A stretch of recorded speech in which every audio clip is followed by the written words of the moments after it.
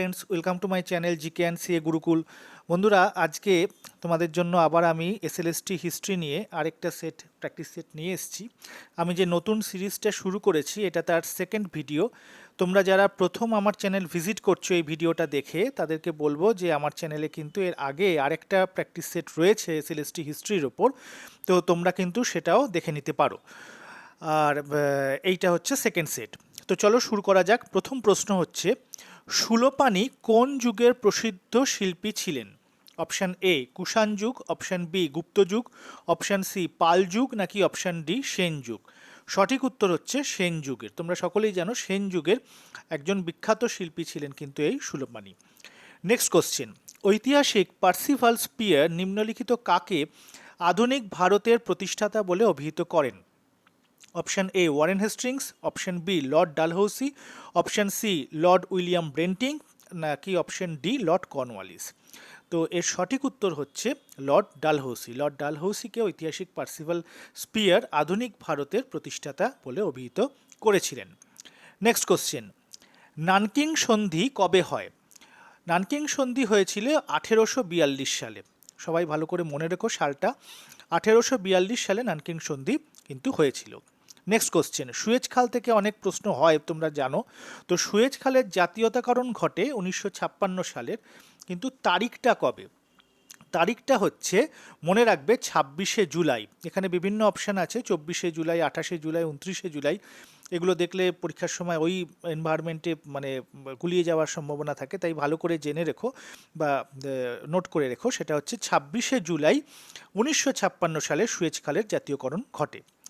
Next question, নিম্নলিখিত কাকে ব্রিটিশরা গ্রেপ্তার করেছিল বন্ধু দ্বারা বিশ্বাসঘাতকতার জন্য? Option A Nana Sahib, option B Kunwar Singh, option C Khan Bahadur Khan, নাকি অপশান ডি তাতিয়া টোপি। সঠিক উত্তর হচ্ছে তাতিয়া টোপি। নেক্সট কোশ্চেন, হুজুর দপ্তর ছিল এক প্রকার সাতারায় অবস্থিত আদালত? অপশান এ, অপশান বি ন্যায়াধীশের অফিস, অপশান সি পুনেতে পেশোয়ার সচিবালয়, অপশান ডি ওপরের কোনোটিই নয়। তো এর সঠিক উত্তর হচ্ছে অপশান সি, যেটি পুনেতে পেশোয়ারের সচিবালয়কে বলা হতো হুজুর দপ্তর। নেক্সট কোশ্চেন, খুদে আকবর বা লিটল আকবর নামে পরিচিত ছিল কে? খুদে আকবর বা little Akbar. Option A Jahangir, option B Khurram, option C Dara Shikoh, নাকি অপশান ডি ঔরঙ্গজেব। এর সঠিক উত্তর হচ্ছে অপশান সি দারাশিকো। উনি কিন্তু লিটল আকবর বা খুদে আকবর নামে পরিচিত ছিলেন। নেক্সট কোশ্চেন, ভাগলপুর তাম্রলেখ কোন সম্রাটের রচনা? Option A Narayan Pal, option B প্রথম Mahipal, option C Devpal, option D Dharmapal. এই প্রত্যেকের সম্পর্কে কিন্তু তোমরা খুব ভালোভাবে ইনফরমেশনগুলো জেনে রেখো। প্রত্যেক রাজার কিন্তু উল্লেখযোগ্য ঘটনাগুলো থেকে প্রশ্ন আসে। তো এই প্রশ্নটির ক্ষেত্রে সঠিক উত্তর হচ্ছে নারায়ণ পাল। নেক্সট কোশ্চেনে আসি, কোন শহরে কায়স্থ পাঠশালা ট্রাস্টের সদর দপ্তর অবস্থিত ছিল?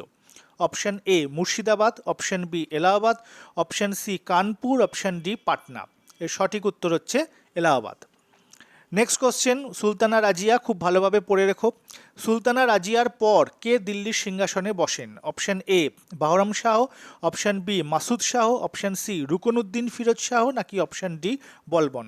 এটা ভীষণ কনফিউশন হয়, তাই এর সঠিক উত্তর হচ্ছে বাহরাম শাহ। নেক্সট কোশ্চেন, গুপ্তযুগে বহুল পরিমাণ স্বর্ণমুদ্রার প্রচলন কিসের ইঙ্গিত দেয়? তোমরা সকলেই জানো গুপ্তযুগে স্বর্ণমুদ্রার মানে বিপুল পরিমাণে এর প্রচলন ছিল। তো এর কারণটা কি কারণের জন্য এটা হয়েছিল?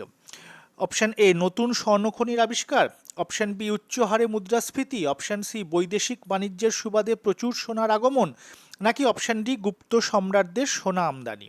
এর সঠিক উত্তর কিন্তু উচ্চ হারে মুদ্রাস্ফীতি। খুব ভালোভাবে কিন্তু এই প্রশ্নগুলো করে রেখো। নেক্সট কোশ্চেন, কাকে মানবতাবাদের রাজপুত্র বলা হয়? Option A Erasmus, option B John Colet, option C Thomas More, নাকি অপশান ডি ফ্রান্সিসকো পেত্রাক। এর সঠিক উত্তর হচ্ছে option A Erasmus.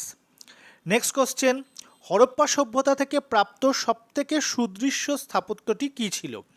Option A যজ্ঞবেদী, অপশান বি পোতাশ্রয়, অপশান সি মন্দির, নাকি অপশান ডি বৃহৎ স্নানাগার। বৃহৎ স্নানাগার হচ্ছে সঠিক উত্তর।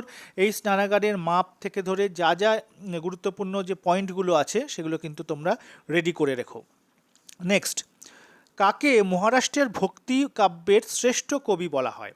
Option A Ramdas, option B Tukaram, option C Namdev, নাকি option D Eknath?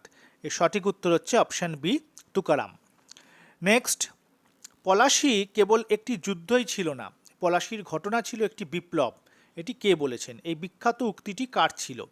Option A doctor Bipan Chandra, option B ঐতিহাসিক Malleson, option C P J Marshall, নাকি অপশন ডি স্পিয়ার? এর সঠিক উত্তর হচ্ছে পি জে মার্শাল। তো তোমাদের জন্য এখানে 15টা কোশ্চেন আমি রেখেছি।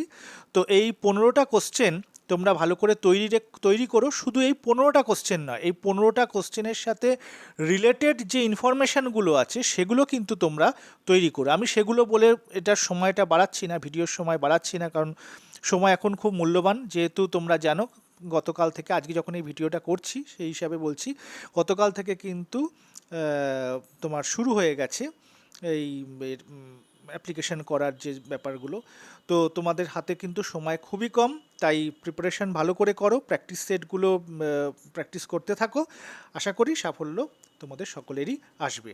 তো এই বলে ভিডিওটা শেষ করছি। ভালো লাগলে লাইক করো, কমেন্ট করো, বন্ধুদের সাথে শেয়ার করো। যারা যারা এসএলএসটি হিস্ট্রি নিয়ে পরীক্ষা দেবে, এটা ছাড়াও যারা অন্যান্য পরীক্ষাগুলো দেবে, ডাব্লিউবিসিএস বা অন্যান্য পরীক্ষাগুলো দেবে, তাদের ক্ষেত্রেও কিন্তু এই কোশ্চেনগুলো সমানভাবে গুরুত্বপূর্ণ।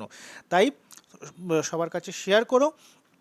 আর কেমন লাগছে তোমাদের এই সিরিজটা জানিও। এই বলে ভিডিওটা শেষ করলাম। সকলে ভালো থেকো, ধন্যবাদ সবাইকে।